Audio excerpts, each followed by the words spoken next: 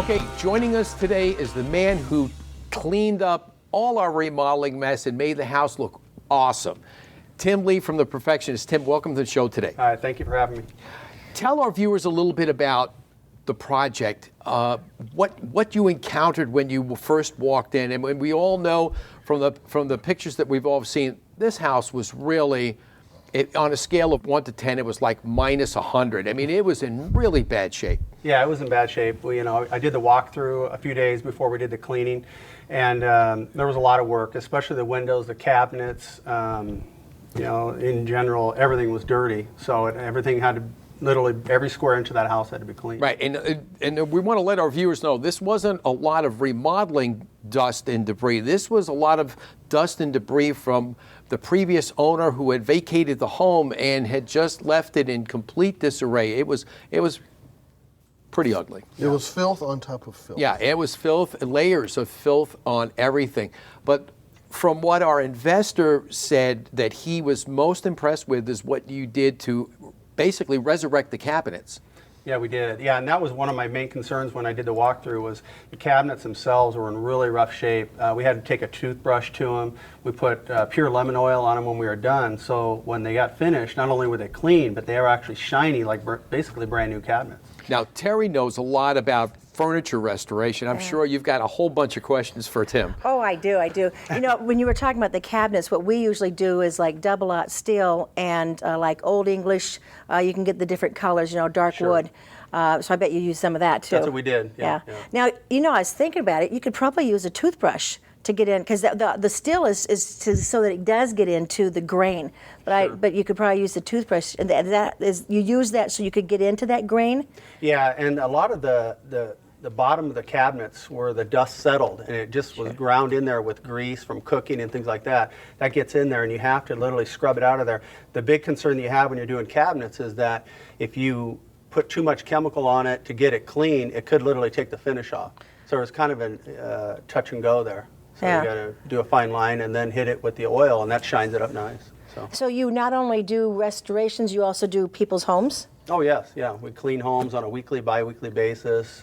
We do a lot of move-out cleans. Oh, fabulous. I'm going to have to put some business cards in the store, because we just get people all the time that have just moved here. We got a lot of Canadians moving in, and people are always asking for services. Yeah, that's true. Good to hear.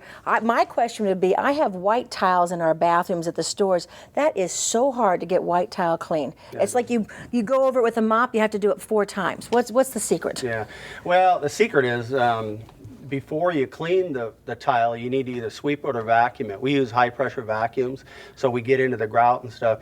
The grout lines themselves are really what makes it difficult, depending on the color of grout you have. Sure. If you have white grout, you want to use as very little water as possible, because they serve as drains for the tile. So that's why your grout is getting dirty. So. All right. Get those rooms cleaned.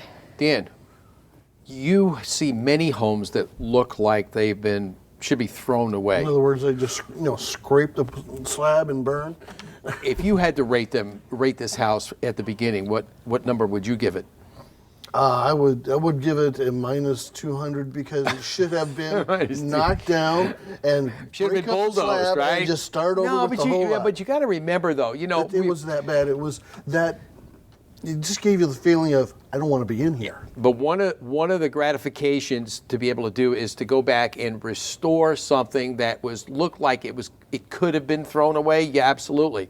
But to restore it back to a point where it is sellable again, and people can walk in and be proud of their home, that's what it's all about. We restored it. We made it usable. We didn't have a lot of land debris. We didn't fill up the landfill with tons of slump block and roofing material. We actually restored it, now made it a home for somebody to live in a great neighborhood. And got the garage back. And they got the garage back. Now, I noticed you also say moving, and that's interesting. You put those two together. I think actually one of your trucks brought some furniture to our stores. Yes, we did. Yeah. All right. See, so he does a little bit of moving on the side, and then my mom was my inspiration for my business. How about, I heard your dad was an inspiration from our producer. Yeah, my dad was in the Air Force back in the late 50s, and so when my dad was the cleaner in our house. So I guess I get that from him. I like when I left my bedroom, it had to be spotless. My beds had to be, the crease had to be made on them perfectly, just the way he was. Things had Military. to be perfectly. Oh, you bet. That's just the way he was. Tim, how can our viewers contact you? They can go to our website at theperfectionist.net, or they can reach us by phone, 602-493-1233. Okay, great. You can find out more about our restoration home and all the great work that Tim and all our other contractors did at imagehomeimprovementshow.com.